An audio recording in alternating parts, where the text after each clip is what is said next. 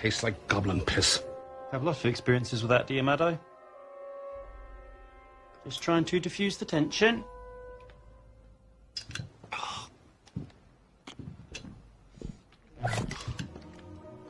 Let's start with the generic Australia tourism question. How's the trip been? It is actually so good. I'm paying close attention to the news about Qantas, and I'm kind of hoping they go on strike so I can stay here a little longer. Well, in which case, that could be the first magic spell that we can do to help you out. But how long have you been here all up now?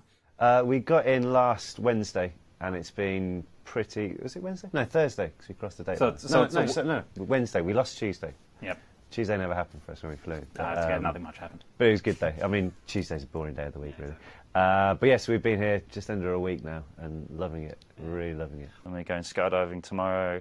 Which you're doing for charity? Yep. Yeah. Do you want to do a shout-out for the charity? That seems appropriate. Yeah, sure. Basically, these, if you ever see interviews and that, and you'll see James and I wearing these bracelets, we're all started by a young guy called Harry Moseley, who's from our home city. And when he was 7, he learned that he had an inoperable brain tumour. And for about 4 years, he was campaigning, selling these bracelets, and raised over £500,000. And unfortunately, he died about a month or two ago now. So we thought, we'll keep his charity going, keep everything going, and where better to do a fundraiser than diving out of a plane the other side of the world. Yeah. And it's been really well received because we've got a Just Giving site up at the moment, which is justgiving.com/diving for Harry Moseley, and it's already raised over £1,000, so in under a day. So hopefully we'll get to about 5,000. So worth jumping out of a plane for. Exactly, yeah. Do you sort of plan the career for the next couple of years rather than just project to project?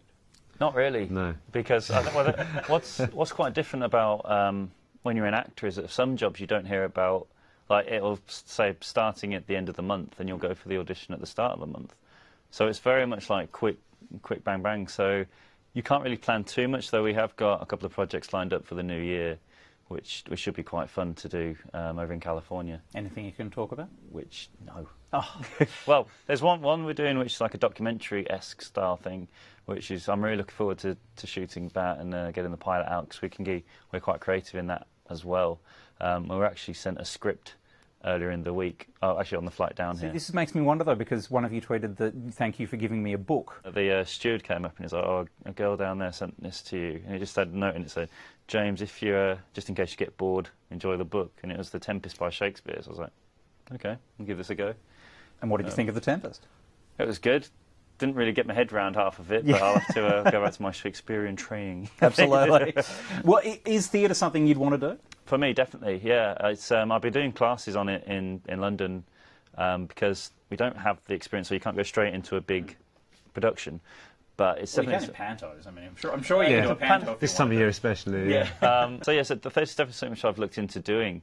And as I said, there's a place in London called the Actors Centre, which it does a class on everything. So whether it be comical, like delivering comical lines, or like proper serious stuff. So yeah, something like that. Is there an element of swallowing your pride to go back and do the training now, given that you've held such, prime role? Yeah, there may be slightly, but at the same time, like you wouldn't, if you're a football player, you wouldn't stop training just because you know how to do it. You've got to keep that mentality up. So, and it's never too late to learn stuff because even the older actors on Potter, even they still have the odd class here and there just to fine tune stuff. I know that you had a bit of an experience this trip where there was a sort of mix-up. Is that difficult to have fans essentially crying out to you when you are no longer able to do anything about it? It's a bit more of a... It's more annoying when we had no control in it. So essentially, as far as we were aware, we were just going saying hello and go. But these guys had been told that they were going to meet us, so we kind of insisted on going back out. And unfortunately, because how it was all scheduled was that we literally had half an hour, and then we had an interview, like a live feed somewhere.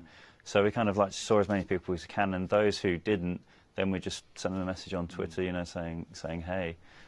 But it's... Or even those people on Twitter who did, as you say, who did get in touch, who were quite upset. Like we left them signed stuff at the reception desk, and they tweeted the next day to say thank you. And it is a good tool because that way it's not... Some people could perceive that that's just us being, awkward or don't want to do it. It was something I hadn't really quite wrapped my head around until I was reading your Twitter feed. You obviously are getting a lot of gifts from fans. Yeah, it's been...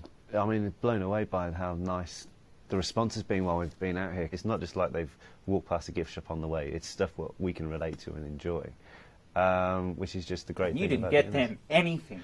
I know, yeah, we gave them a smile. Maybe Yeah. that'll do. Now, look, we need to mention the DVD home entertainment release of Harry Potter. And do we get to see you die in the deleted scenes? Is that... Okay. No. No? No, that's Did all. you ever shoot it? No. No. It was never in the script. It wasn't. just... It was in the script, and the script got edited. And I did have quite a few discussions with the producers about it. Did you throw a tantrum? But no, I did. I guess it. Well, yeah. Perfectly reasonable. Well, I mean, if you're going to get killed off, you're going to... Obviously, I was a little disappointed that it didn't go in, but at the same time, it still made a great scene. And a lot of people are like, I cried my eyes out when you died. That was my biggest fear, was that you wouldn't.